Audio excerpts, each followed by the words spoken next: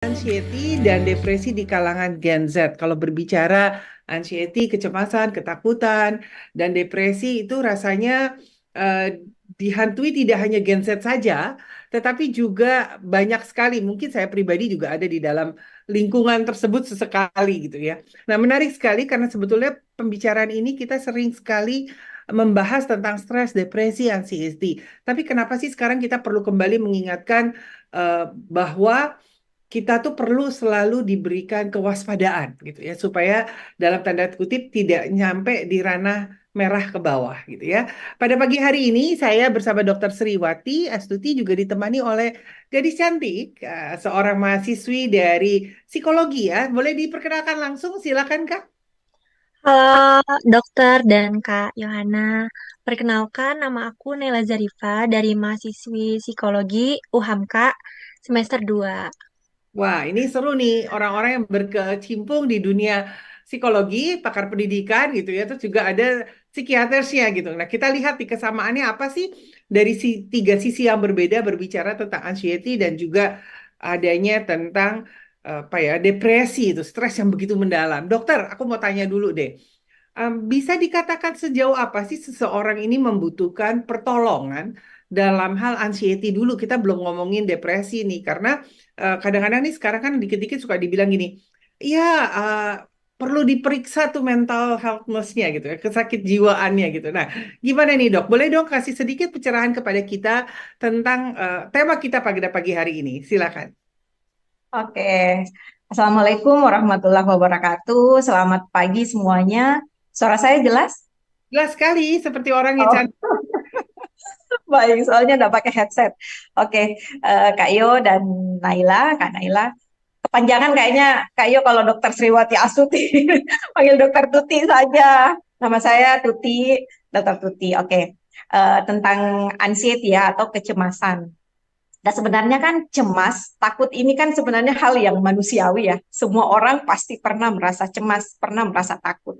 Nah, rasa cemas dan takut ini sebenarnya respon kita terhadap sebuah situasi yang berbahaya. Situasi yang berbahaya atau situasi atau kondisi yang membutuhkan kita untuk menjadi lebih waspada. Misalnya apa ya? Misalnya mau ujian atau mau mempersiapkan sesuatu yang butuh untuk dipersiapkan ya kita harus ada rasa cemasnya supaya adrenalin kita terpacu dan akhirnya kita mempersiapkannya dengan baik. Tetapi bagaimana jika namanya gangguan ya, gangguan kecemasan atau kecemasannya berlebihan. Nah, kecemasan yang berlebihan ini tentu saja jika tidak ada objeknya. Jadi tidak ada objek sebenarnya yang membuat kita takut. Atau ada objeknya tapi takutnya berlebihan. Nah, Hmm.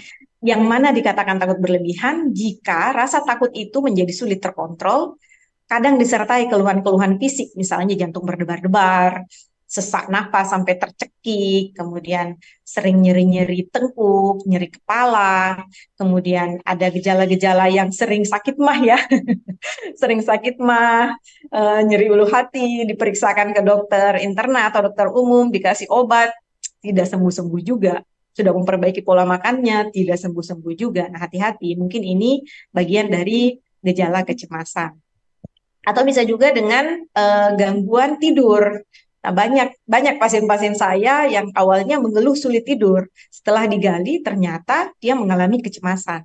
Dia sulit untuk mengontrol pikiran-pikirannya tentang masa lalu atau masa depan sehingga membuatnya takut dan akhirnya menjadi cemas. Seperti itu, Kak Yo.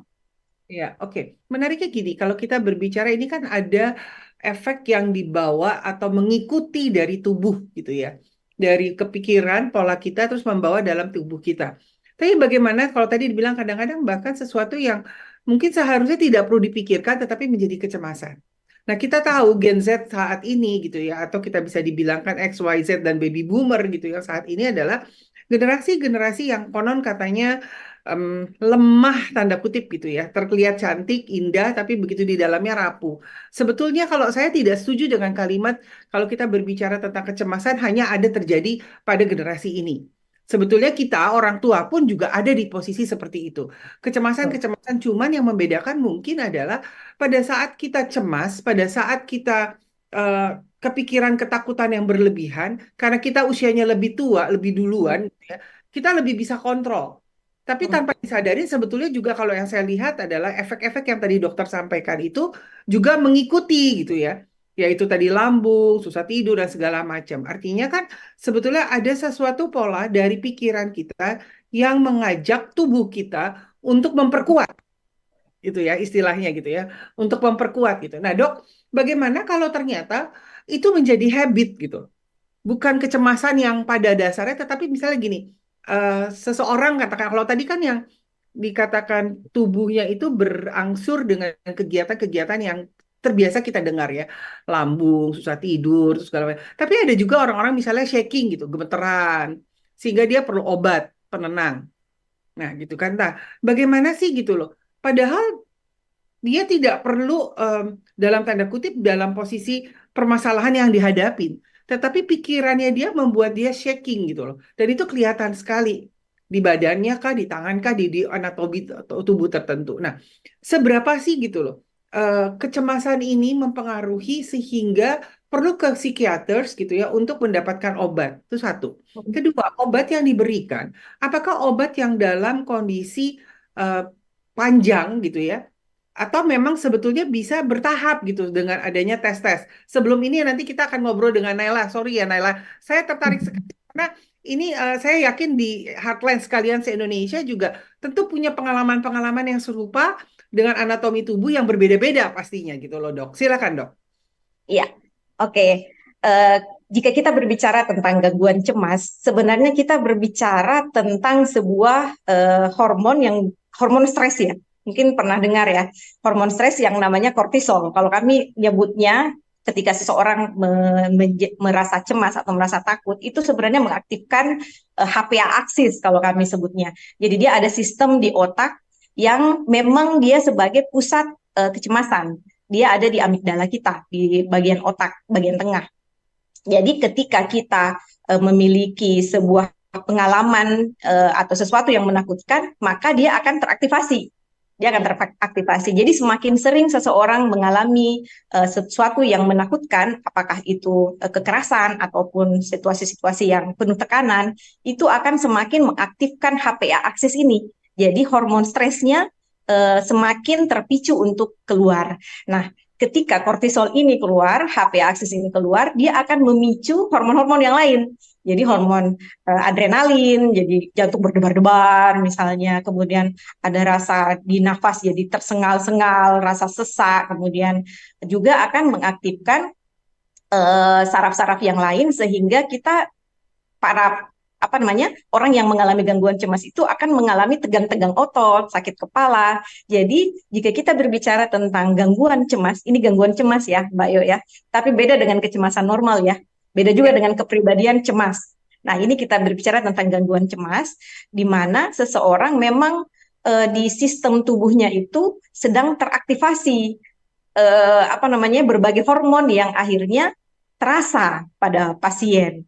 Jantungnya deg-deg berdebar-debar kencang, tidak bisa dikendalikan, dia berkeringat pada saat HPA aksis ini terpicu sedemikian kuatnya. Demikian. Dan yang seperti ini yang butuh pertolongan psikiater dan biasanya jika sudah seperti ini kita obati, kita beri obat-obat anti cemas dan penggunaannya tentu saja dengan pengawasan oleh psikiater. Jika pasien sudah karena di psikiater itu Mbak Yo bukan cuma pemberian obat ya, tapi juga ada psikoterapi. Mungkin psikolog juga memberikan itu.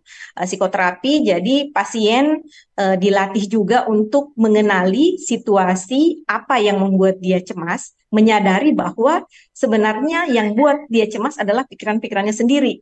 Jadi dia berlatih untuk bisa mengontrol pikiran-pikiran itu dengan berbagai cara ya. Kalau teknik psikoterapi ada banyak cara untuk membantu pasien sebenarnya, untuk membantu mengenali situasinya, mengenali pikirannya sendiri, mengenali emosinya sendiri sehingga bisa dikendalikan.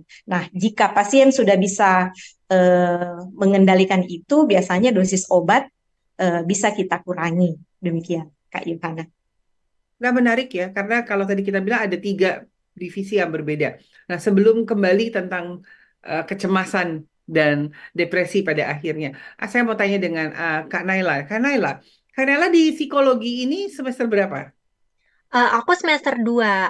Semester 2. Apakah yang sudah diceritakan oleh dokter sudah menjadi salah satu eh, program pembelajaran atau belum sebetulnya?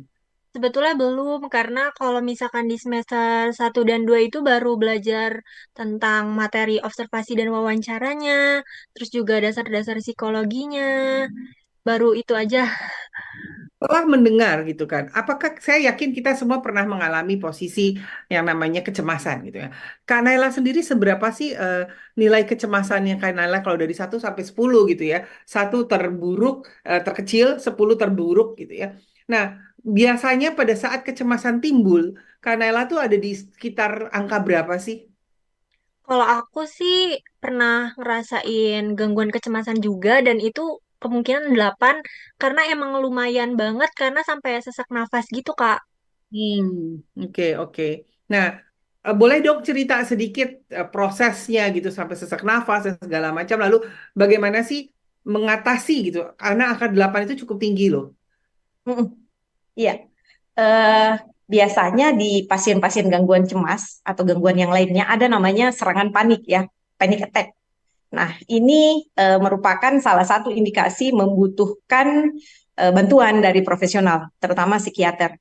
Nah, serangan panik ini biasanya timbul ketika kecemasan memuncak. Jadi level angka stres, apa namanya, hormon stresnya itu memang sangat mendominasi di tubuhnya, sehingga sulit untuk kalau di tubuh kita kan hormon-hormon itu kan harusnya seimbang ya. Tapi Ya. jika ada yang mendominasi, dalam hal ini hormon stres, nah tentu saja akan terus-menerus memicu hormon parasit apa namanya adrenalin kita, sehingga mempengaruhi apa namanya ya, kerja dari otot polos di saluran saluran pernafasan, Hmm. sehingga terjadilah kayak sesak napas. Cuman menariknya adalah serangan panik ini tidak membuat orang sampai meninggal itu. Kak Yo, tapi rasanya memang seperti mau mati. Pasien melaporkan saya seperti mau mati, dok, tapi tidak mati-mati. Seperti itu. Jadi memang hormon ini, serangan panik ini biasanya hanya berlangsung 10 sampai 20 menit dan akhirnya berhenti sendiri. Sebenarnya tanpa diobati pun dia berhenti sendiri. Tapi pasien menjadi trauma dengan rasa tidak nyamannya. Jadi pasien sebenarnya bisa melaluinya, tapi di selah di antara rasa tenangnya dia dihantui oleh serangan panik ini. Takut serangan panik ini muncul lagi. Nah, inilah yang biasanya kita beri pengobatan. Biasanya kita beri obat ketika serangan panik ini mulai muncul, silahkan minum obatnya. Jika tidak, tidak perlu.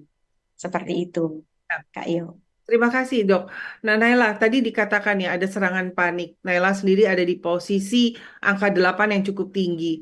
Nah, seberapa sering sih kecemasan yang begitu ada di dalam Naila? Apakah karena situasi pendidikan gitu ya, latar belakang saat ini karena Naila juga perlu belajar terus ada hal-hal tertentu atau memang sebetulnya ada investasi-investasi tertentu yang kalau tadi dokter bilang ada trauma gitu, mungkin trauma kecil yang memudahkan kita menjadi panik gitu ya. Dari Naila sendiri gimana? Kalau aku sih karena waktu itu gangguan kecemasan tuh karena pas lomba. Itu pertama kali ikut lomba, Kak. Hmm. Jadi tuh mungkin ngerasa demam panggung ya. Sampai ngerasa dari awal masuk panggung tuh udah aduh kok sesek banget, tapi harus harus tetap senyum, terus harus tetap nari. Nah, kayak gitu tuh itu sulit banget sih sambil nahan nangis juga. Terus habis itu aku tuh kalau misalkan gangguan kecemasan itu sampai kayak sakit perut. Hmm. Sakit perutnya tuh yang bener-bener sakit sampai lemes gitu loh, Kak. Jadi bingung juga sebenarnya ngatasinnya kayak gimana.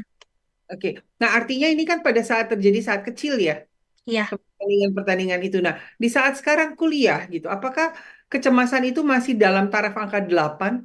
Walaupun mungkin dalam posisi yang berbeda, pastinya tidak dengan lomba nyanyi dan nari lagi gitu ya. Tapi apakah pernah mengalami kecemasan-kecemasan yang membuat angka 8 itu sering nongol itu, sering timbul di dalam kehidupan Naila? Tidak sih, kalau untuk sekarang udah lumayan better. Karena aku kan di kuliah juga belajar tentang emosi, cara meredakan emosi tuh kayak gimana sih, terus cara meredakan kayak gangguan kecemasan tuh kayak gimana sih, Kak. Nah, aku tuh apa ya, mengaplikasikan ilmu-ilmunya tuh ke diri aku sendiri juga. Ya. Konon katanya begitu Nela, teman-teman kita, saya pribadi dan anak saya kebetulan juga di psikolog gitu ya. Jadi Iya, kalau masuk psikolog itu at least memperbaiki diri dulu sendiri. Tapi memang iya. seperti itu ya dok ya. Sembuh dulu kita baru kita bisa menyembuhkan orang lain gitu ya. Nah dok, Ya, di ilmu psikiater juga seperti itu, Kak Yo. Jadi dokternya mengobati dirinya sendiri dulu. mau gak mau kalau kan nggak bisa nyembuhin orang. Iya, nggak bisa. Bagaimana kalau dokternya cemas menghadapi pasien cemas atau dokternya depresi menghadapi pasien depresi yang ada sama-sama nangis? Betul sekali. Nah, dok, menariknya gini, tadi kan ini saya yakin sekali hal ini adalah pattern yang sering terjadi di hotline dengan orang tua dan anaknya, terutama pada anak usia dini gitu ya, dalam tanda kutip, pada saat dia harus maju dipersiapkan di muka umum gitu. Tadi ceritanya kan menarik karena ini banyak sekali gitu ya dimasukin kompetisi A B C D sementara si anak memang sebetulnya belum tentu memiliki bakat atau talenta atau keberanian yang disiapkan untuk tampil di muka umum. Sehingga kepanikan-kepanikan ini mungkin bisa menjadi investasi yang terbawa pada saat dia remaja dan terus sampai dewasa dalam dunia pekerjaan. Tanpa disadarin sebetulnya itu adalah akarnya pada saat kecil. Nah, gimana sih dok gitu? Kita nih orang tua gitu ya, sebagai orang yang bisa dikatakan ring satu lingkaran pertama anak-anak kita, juga bisa menyelami ya tadilah supaya tidak ada kesehatan mentalnya terganggu gitu. Kalau zaman dulu kan katanya sengaja seperti itu supaya daya juangnya kuat. Nah, tapi kan sekarang sisi lihatnya beda nih dok gitu ya. Nah, bagaimana sih kita nih orang tua tuh sadar gitu, ada alarm-alarm tertentu yang anak kita tuh tidak bisa dalam tanda kutip mewujudkan mimpi kita yang dulu tidak tercapai lalu kita serahkan ke anak kita gitu ya. Iya, Nah, gimana nih dok? oke. Menarik ya, kayak tentang orang tua dan anak ini kan memang sebuah hubungan yang romantis ya, romantis dan dinamis antara orang tua dan anak. Jika orang tuanya sudah sehat ya, sudah merdeka, sudah selesai dengan dirinya, sepertinya tidak ada masalah. Tapi kan banyak orang tua ya Mbak Yo ya, yang sebenarnya juga mengalami masalah dengan dirinya, ada trauma-trauma masa kecil, dan yang banyak yang saya dapatkan adalah mereka akhirnya melakukan kekerasan ke anaknya secara otomatis. Dan setelah saya gali, ternyata memang pola asuh dari kecil yang dia peroleh juga seperti itu. Ada juga yang menyadari, dok, saya sepertinya tidak tahan ketika anak saya menangis misalnya. Saya seketika langsung memukulnya. Karena saya teringat waktu saya kecil dulu, seperti itu contohnya ya. Jadinya ya orang tua harus legowo lah, tidak boleh kalah dengan gengsi yang sudah aware dengan kesehatan mental ya. Tapi kita juga sebagai orang tua, orang dewasa, lihat juga apakah ada sesuatu yang perlu dibenahi dari diri kita sendiri dalam mengasuh, apalagi dalam mengasuh anak-anak ya.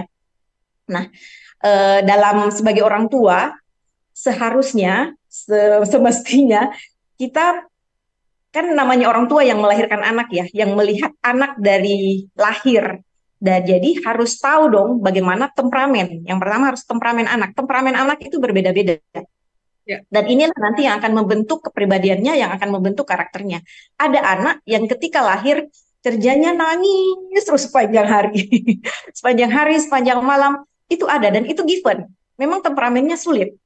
Ada juga yang anak tenang sekali, yang mudah, temperamen yang mudah. Nah, ini adalah karakter bawaan anak sebenarnya, temperamen bawaan anak. Tidak bisa disalahkan anak, kamu sih dari kecil memang selalu nangis, selalu ini ya, memang temperamennya begitu. Dan yang penting adalah pola pengasuhan yang sesuai.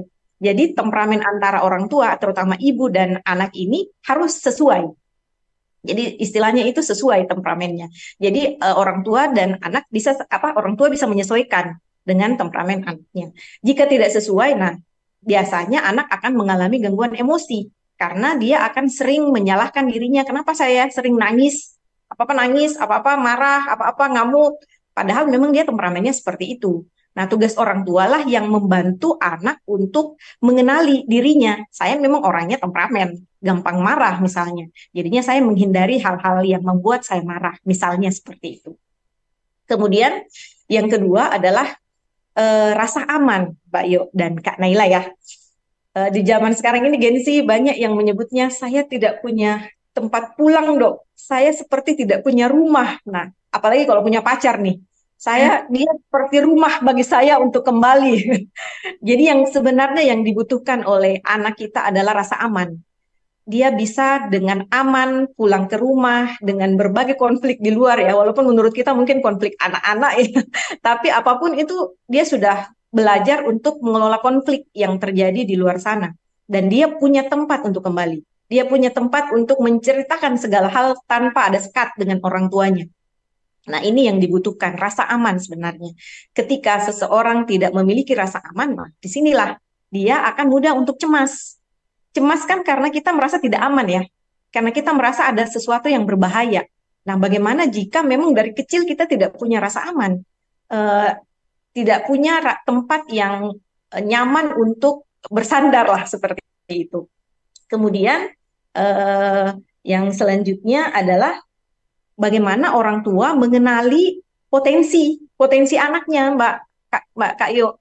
Jangan sampai anaknya memang orangnya misalnya tidak suka dengan hitung-hitungan misalnya, disuruh lomba matematika.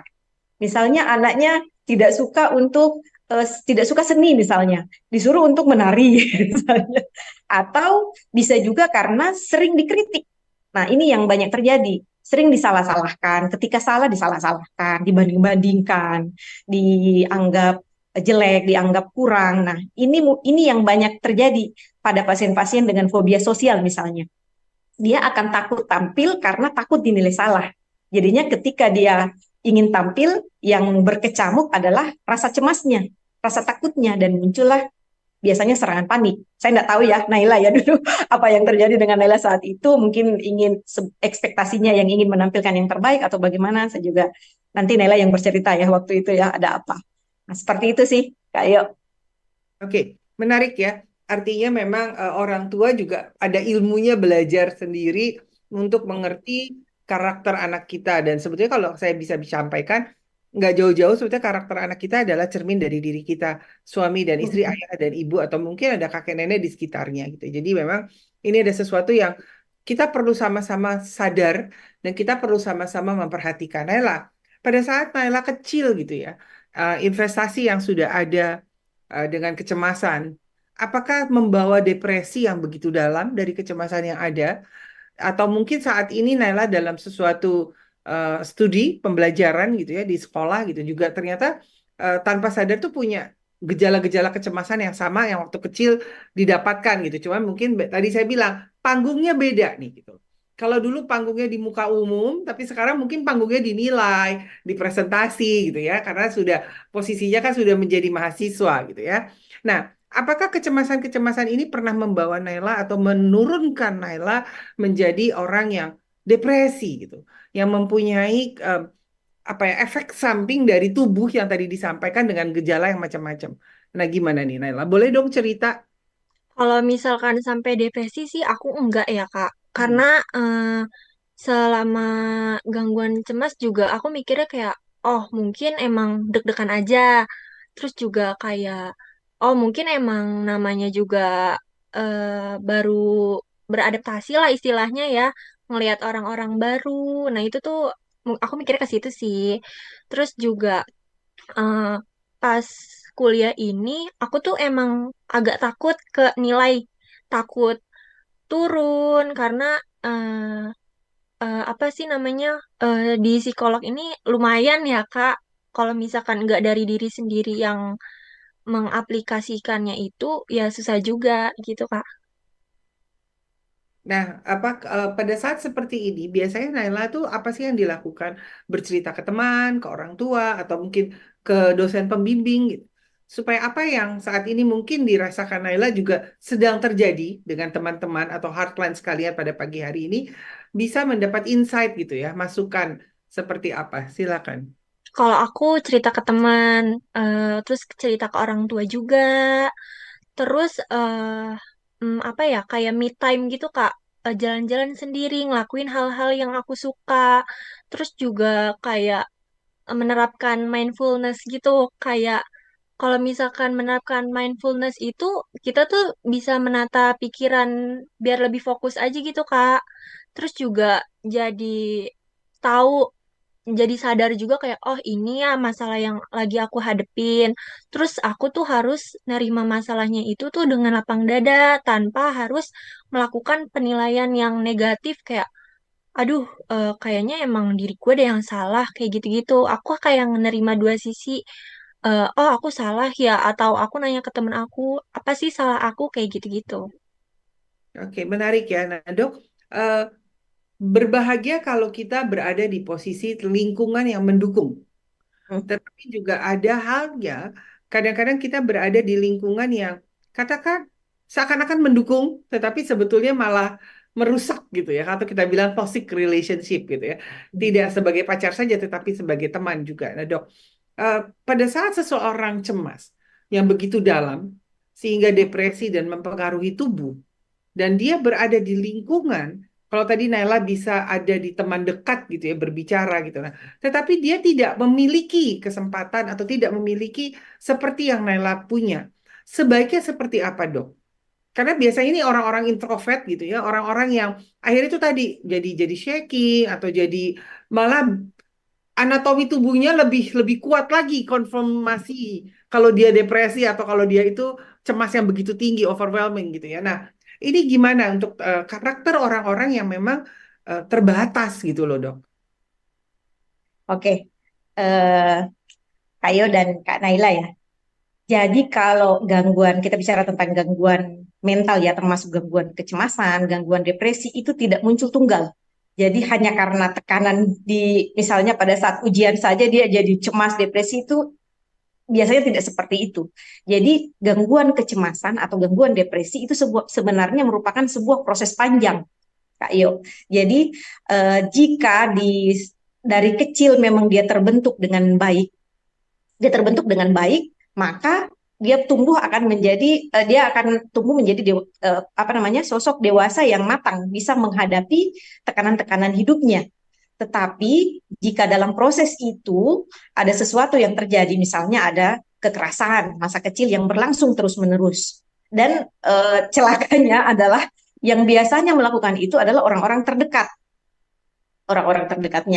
terdekatnya sendiri. Jadi sulit untuk menghindari lingkungan itu. Nah, jika eh, seseorang seperti ini biasanya akan terbentuk menjadi pribadi yang mudah untuk cemas. Jadi jika memang lingkungannya yang bisa dibilang toksik, tapi memang karakternya kuat, sebenarnya tidak ada masalah, Kak Yo. Jadi tidak serta merta juga pengaruh lingkungan saja, tidak. Jika dia memang kuat dengan pribadinya sendiri karena terbentuk dengan baik sejak kecil, pribadi sejak kecilnya baik, berkembang dengan baik, mekanisme copingnya adaptif dan matang, biasanya akan berlangsung, tidak akan terjadi gangguan-gangguan mental. Tetapi jika memang dari kecil ada sesuatu yang membuat dia akhirnya menjadi pribadi yang mudah untuk cemas, mekanisme copingnya tidak adaptif, kemudian seperti tadi yang Nela sampaikan, selalu berpandangan negatif tentang dirinya, tidak menerima dirinya apa adanya, selalu merasa dirinya ada yang salah, selalu merasa dirinya ada yang kurang. Nah, ini apa namanya, lingkungan biasanya akan memicu, tapi hanya memicu ya, hanya trigger saja sebenarnya, bukan sebagai penyebab utama. Karena di gangguan mental ini memang sangat kompleks, mulai dari biologinya yang seperti tadi ya yang saya sampaikan bahwa orang itu memiliki karakter biologi yang berbeda-beda. Ada orang yang sangat sensitif, ada orang yang biasa-biasa saja, ada orang yang memang mudah cemas secara struktur otaknya, ada memang yang mudah sedih dalam struktur otaknya, dan itu biasanya secara genetik diturunkan. Kemudian faktor kepribadiannya. Nah, kepribadian ini kan terbentuk dari kecil. Bagaimana cara pola asuhnya dahulu, bagaimana ada kekerasan atau tidak, apakah dia di tempat aman atau tidak, dia diajarkan mekanisme coping oleh orang tuanya dengan baik atau tidak, itu akan membentuk kepribadiannya atau karakternya. Dan yang terakhir adalah lingkungan sosial, misalnya di tempat kerja ya, tempat kerja yang katanya penuh tekanan. Ketika dia memiliki kepribadian yang baik, dia mengenali dirinya yang dengan baik, bisa menerima dirinya dengan baik, tahu potensinya, tahu kelebihannya, tahu kekurangannya, sekeras apapun tekanannya ya bisa diatasi, Kak Yohana. Demikian. Menarik sekali ya. Naila, ada yang mau ditanya nggak nih sama dokter nih? Mumpung langsung loh, tertarik dengan kecemasan dan apa yang sudah disampaikan sangat menarik ya. Ternyata tidak selamanya orang yang ada di posisi, balik lagi daya juang, karakter, kepribadian seseorang itu bisa menentukan seseorang. Saya kemarin sedikit share ada kalimat yang buat saya menarik gitu. Ada orang yang lihat semut langsung panik, pingsan gitu. Tapi ada Ya. orang yang kobra sekalipun dia masih bisa berjalan dan berlari gitu ya. Jadi memang pada akhirnya akan berbeda. Ini dua dua contoh yang ekstrim gitu ya. Kalau kita perhatikan artinya bagaimana rasa cemas, bagaimana rasa kekhawatiran atau depresi seseorang itu akhirnya berbalik. Saya senang juga dengan Nela sampaikan dan bisa kita korelasikan adalah dengan mindset kita atau pikiran kita. Nela, sebelumnya silakan kalau mau tanya sama dokter sebelum saya bertanya kembali ke Naila. Dokter, aku mau tanya, kan kalau misalkan kayak gangguan kecemasan itu tuh kayak datangnya secara tiba-tiba ya, Dok. Itu tuh Hmm. cara yang efektif untuk mengatasinya tuh kayak gimana sih, Dok? Kayak misalkan selain olahraga atau kayak yang tadi aku bilang dengan mengkonsumsi makanan sehat, terus juga tarik nafas kayak gitu-gitu, apakah ada cara lain, Dok, untuk mengatasinya? Oke. Yang Naila maksud gangguan cemas atau cemas? Gangguan cemas yang berlebihan itu loh, Dok. Oh iya, kalau gangguan cemas yang berlebihan, kita lihat dulu. Kalau memang gangguan cemas itu, eh, kalau kami lihatnya gangguan cemas kan itu sebuah diagnosa ya. Gangguan kecemasan itu diagnosa dan jika gangguan cemas itu membuat seseorang sangat menderita, kemudian mengganggu produktivitas sehari-harinya, mengganggu aktivitasnya, mengganggu tidurnya, mengganggu pendidikannya, sebenarnya itu sebaiknya segera untuk konsultasi, segera untuk melakukan konsultasi ke psikiater atau ke psikolog klinis ya. Kalau ke psikiater mungkin akan dibantu dengan obat-obatan sementara, sambil seperti tadi yang saya katakan dilakukan psikoterapi untuk lebih mengenali sumber rasa cemasnya di mana. Tapi ada satu teknik juga sih yang bisa dilatih ya, namanya teknik grounding, grounding exercise. Jadi bisa dilakukan dengan eh, menggunakan panca indera. Teknik grounding itu menggunakan panca indera. Jadi pasien itu kan kalau cemas biasanya kan karena ada pikiran ya, ada pikiran tentang masa lalu atau masa depan, tentang masa depan yang buruk misalnya, sehingga dia menjadi cemas. Nah, teknik grounding ini melatih kita untuk kembali ke here and now. Jadi mirip dengan mindfulness, eh, dengan lima indera. Yang pertama indera penglihatan dengan melihat lima benda tanpa berpikir ya, dengan melihat lima benda. Misalnya di sini ada AC, ada TV, ada pintu, ada lampu, kemudian indera peraba, meraba permukaan-permukaan yang ada di sekitar kita, kemudian tiga yang bisa didengar, mendengar suara AC misalnya, suara orang bercakap, kemudian dengan indera penciuman, menghirup bau-bauan di sekitar kita, kemudian indera pengecap. Nah, ini semakin dilatih, maka semakin bisa sebenarnya mendistraksikan pikiran-pikiran dan emosi-emosi itu yang membuat kita menjadi cemas. Itu yang bisa dilatih di rumah. Nah, jika dengan cara itu sulit, nah memang sepertinya harus konsultasi ke psikolog atau ke psikiater. Demikian Naila. Aku mau tanya lagi, Dok. Jadi teman aku tuh kan emang gangguan kecemasannya udah parah banget ya, tapi tuh dia nggak mau konsul ke psikolog gitu. Bukan self diagnosis, tapi aku ngeliatnya kayak dia udah sampai pingsan-pingsan, terus sesak nafas yang harus harus sampai pakai oksigen kayak gitu, Dok. Nah, itu tuh cara ngomong ke teman aku gimana sih biar dia tuh percaya gitu kalau misalkan ke yang lebih pahamnya itu tuh bisa buat ngebetterin gangguan kecemasannya itu. Iya, memang sih ya stigma ya, masih apa ya, masih merasa bisa mengatasinya sendiri. merasa itu bukan hal yang bisa dijangkau oleh dunia medis karena masih pikirannya masih abstrak. Tapi seperti yang saya jelaskan tadi ya, bahwa gangguan kecemasan itu memang terkait dengan hormon kita, terkait dengan kerja otak kita, terkait dengan saraf-saraf kita. Jadi jika sampai pingsan-pingsan berarti mungkin sudah mengalami serangan panik ya, Naila ya. Iya, Dan Dok. itu salah satu indikator bahwa dia membutuhkan bantuan profesional. Jadi cara menjelaskannya ya jelaskan bahwa ini sebenarnya ilmu medis, bukan ilmu apa ya, ilmu yang katanya sih ilmu abstrak. Tidak, ini ilmu medis. Cuman kalau di rumah sakit saya sih belum ada pemeriksaan ya. Sebenarnya ada pemeriksaan yang bisa melihat, oh metabolisme otaknya memang menunjukkan bahwa dia sedang mengalami cemas atau sedang mengalami depresi. Tapi kalau untuk pemeriksaan-pemeriksaan saat ini, misalnya CT scan memang belum kelihatan. Jadi orang menganggapnya itu sesuatu yang tidak kelihatan. Padahal sebenarnya kelihatan, tapi mungkin belum belum bisa dijangkau oleh semua rumah sakit ya pemeriksaannya. Demikian, Naila. Oke, Bahkan terima kasih dokter. apa yang Naila tanyakan, saya coba tambahkan. Yang pertama mungkin sederhananya begini, Naila. Sebelum kita berbicara apa yang Dokter Suci sampaikan itu benar sekali gitu ya. Masih ada stigma-stigma atau orang menganggap ke psikolog atau ke psikiater itu sesuatu yang tabu atau momok atau malu gitu. Padahal sekarang zamannya sudah beda.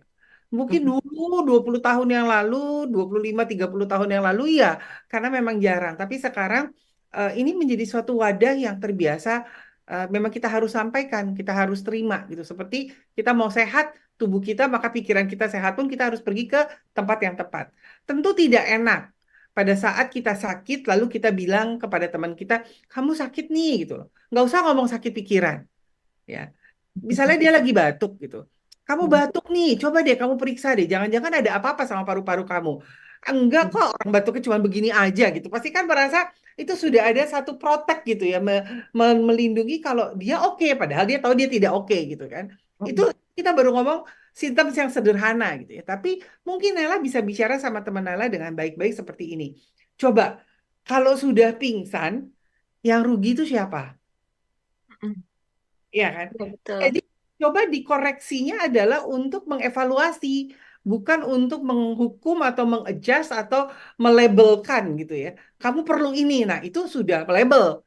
Tetapi bagaimana, ini mungkin untuk hardline semua juga pada pagi hari ini sangat menarik sekali. Bagaimana sih kita bisa menolong teman kita, adik kita, anak kita, atau mungkin pasangan hidup kita yang memang bukan tempat untuk datang ke orang yang lebih profesional gitu ya. Artinya adalah tadi gitu. Kita kan lihat simptom-simptom tertentu di mana orang ini ada perilaku yang berubah. Ada kalau tadi dokter Tuti bilang gejala-gejala tubuh yang memperkuat gitu ya kecemasan itu. Dan kita juga bisa melihat misalnya contoh tadi Nela sampaikan adalah sampai pingsan. Nah, Iya. saya bilang sama dia, coba pada saat kan orang kalau mau pingsan kan nggak kepikiran ya 3 menit lagi saya pingsan nih nggak gitu loh. Tapi tiba-tiba falling down black spot gitu ya. Terus bisa jatuh, bisa sakit. Kalau dia jatuh tepat pada waktu tempat yang enak nggak apa-apa. Tapi kalau jatuh yang namanya jatuh kan nggak ada yang enak gitu ya. Jatuh ke ubin kenapa gitu atau ngerusak atau nyusahin orang gitu. Nah, coba itu mau dibuat evaluasi dulu. Ajak dia untuk evaluasi. Seberapa sih nyamannya untuk pingsan? Saya yakin nggak ada di dunia ini orang nyaman untuk pingsan berkali-kali, apalagi pada saat stres gitu ya, pada saat cemas yang begitu tinggi. Nggak usah jauh-jauh, saya juga misalnya harus presentasi tiba-tiba perut saya sakit gitu. Padahal nggak makan pedas, nggak makan apa, tapi ya itu kontraksi di dalam lambung membuat kita semakin bertambah gitu, apalagi pingsan. Nah, jadi coba sampaikan dengan baik-baik. Lalu bilang, pada saat kamu sadar nggak sih pingsannya itu kira-kira kayak tadi gitu ya, dari 1 sampai 10 apa sih yang bikin pingsan gitu. Pada Mm-mm. saat dia mulai bisa menerima dan mengerti ternyata dia membutuhkan bantuan, maka baru bisa disampaikan. Atau mungkin bisa bercerita gitu. Saya juga pernah lu punya pengalaman begini gitu. Ini cuma cerita ya. Ikut boleh, enggak juga nggak apa-apa. Walaupun dalam hati kita pada saat kita menyampaikan, kita berharap orang ini bisa mengikuti langkah yang kita lakukan gitu kan. Saya pernah loh gitu. Jadi berani berbicara, bercerita untuk kesembuhan teman kita, saudara kita, adik kita, kakak kita, pasangan hidup kita sekalipun hotline, itu udah sesuatu hal yang terpuji buat saya. Tapi dengan tata yang kalimat yang bijaksana. Kadang-kadang yang menjadi bahaya pada saat kalimat-kalimat yang keluar itu adalah kalimat-kalimat yang mematahkan. bahkan memperburuk sekalipun. Sehingga yang tadinya mungkin biasa aja akhirnya perlu ke psikiater gitu ya, perlu obat karena ya itu eh, suara-suara yang ada di sekitarnya yang membuat dia meyakinkan, oh iya, saya nggak bener nih gitu. Nah, ini yang mungkin Naila bisa coba bantu. Karena kalau kasihan, kalau itu terjadi terus dan menjadi pattern hidupnya dia, pada saat nanti dia mesti berkeluarga, dia ketemu anaknya, terus panik attack, anaknya kenapa-napa, terus harusnya nolong si anak, tapi dalam jadi celaka ke anaknya dan celaka ke dia gitu. Jadi ini ada yang saya bilang investasi. Makanya kita perlu bersama-sama, yuk bangun sistem di lingkungan kita ini untuk saling empati, untuk saling bijaksana dalam bertutur kata gitu. Jadi nggak mudah memang, tapi pada saat kita sudah terbiasa, yang tadi dibilang mindset itu akan eh, bisa melakukan itu dengan baik gitu. Saya sedikit sekali gitu menambahkan di sini. Pagi tadi saya baru mendengarkan satu satu apa ya, saya bisa bilang renungan pagi gitu ya di YouTube channel dan saya menarik sekali. Dia bilang gini, kadang-kadang kita tuh berfokus pada kesembuhan penyakit. Wah, saya mesti sembuh nih paniknya gitu ya.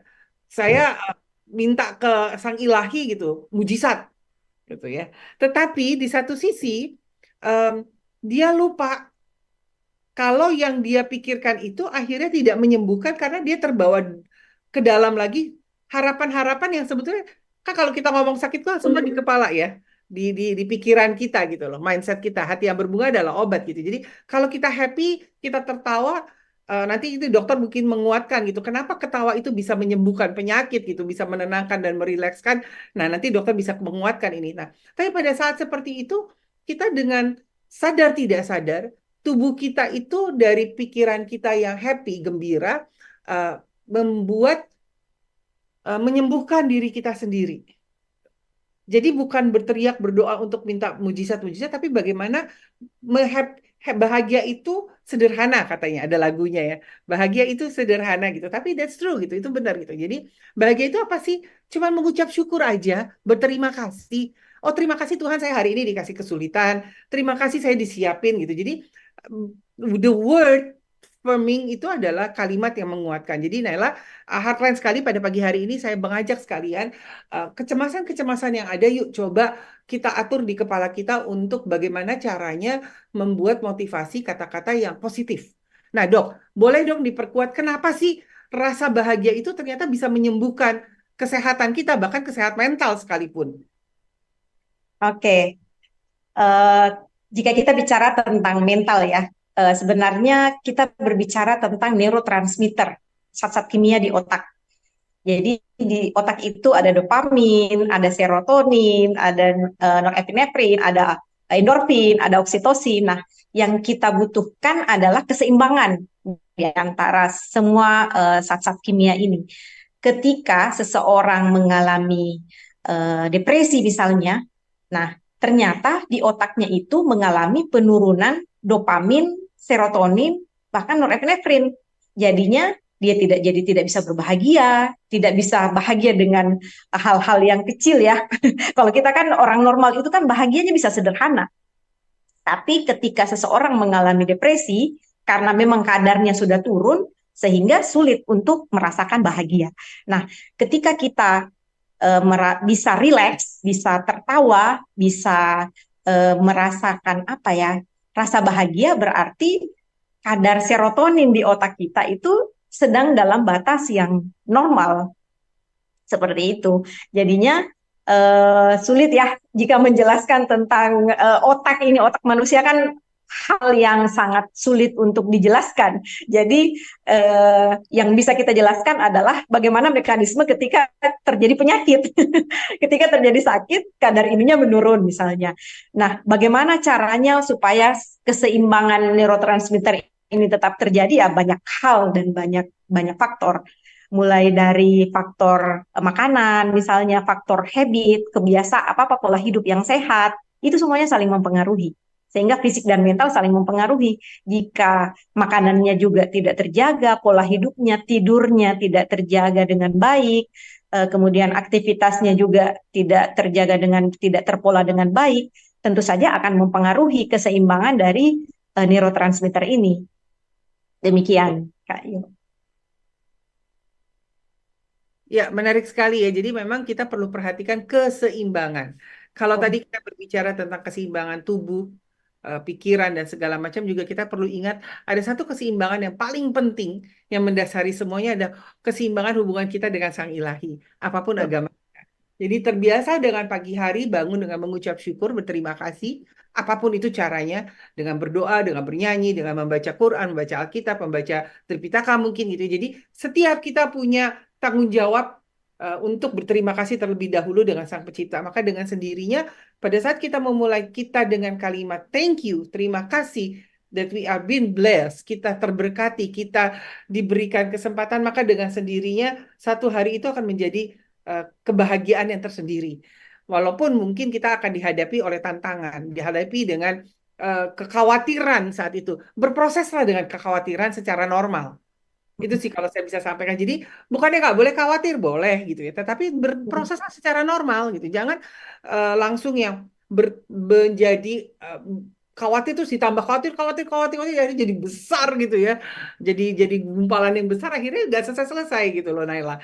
Ya mungkin ini bisa di-share ya Naila ke teman Naila, dan saya berharap pada pagi hari ini juga kita semua sama-sama bisa belajar, sama saya belajar banyak pagi hari ini. Kita sama-sama bisa saling menguatkan di lingkungan kita pada saat kita melihat seseorang, keluarga kita, kekasih kita, kesayangan kita gitu ya, mengalami kecemasan yang sangat berlebihan, maka segeralah kita peluk. Jadilah tempat yang nyaman, kalau tadi dokter bisa bilang, dan aman pastinya. Jangan nyaman saja tetapi tidak aman, itu bahaya ya. Jadi nyaman dan aman, dan berikan telinga yang lebar, mulut yang tertutup. Itu satu yang paling efektif gitu ya. Nah, dok, sebelum ini nggak terasa nih udah hampir 1 jam. Boleh dong ada satu masukan dari dokter buat kita semua terkait dengan kecemasan yang berlebihan yang berdampak kepada depresi akhirnya, sebagai penutup di pagi hari ini. Silakan dok. Oke, yang penting sebenarnya adalah kita tahu batasan kita. Kita tahu kemampuan diri kita tahu kelebihan dan kekurangan kita. Jadi bisa menerima itu dengan baik, itu merupakan hal yang akan membuat kita menjadi tenang. Kalau yang saya lihat di zaman sekarang adalah terlalu banyak ekspektasi ya, terlalu banyak ekspektasi terhadap dirinya, terhadap lingkungannya, sehingga itu sulit untuk dikontrol, sehingga membuat gangguan-gangguan mental, entah depresi ataupun cemas. Dan yang satu lagi nih, yang banyak sekali pasien saya saat ini, terlalu banyak informasi yang yang bukan didapatkan sih, sengaja dicari, terutama di kesehatan. Nah, banyak sekali pasien-pasien cemas saya itu karena sering searching informasi di Google, di media sosial tentang penyakit fisik sebenarnya. Misalnya di sakit kepala, searching informasi tentang sakit kepala. Sementara kan di informasi itu informasinya sangat banyak ya. Dan Ya. ilmu medis itu adalah seni sebenarnya. Tidak semua gejala sama. Seorang sakit kepala pasti tumor otak misalnya. Seorang sakit perut pasti mengalami misalnya tumor perut misalnya. Nah, ini yang banyak terjadi Kak Yo di dunia medsos.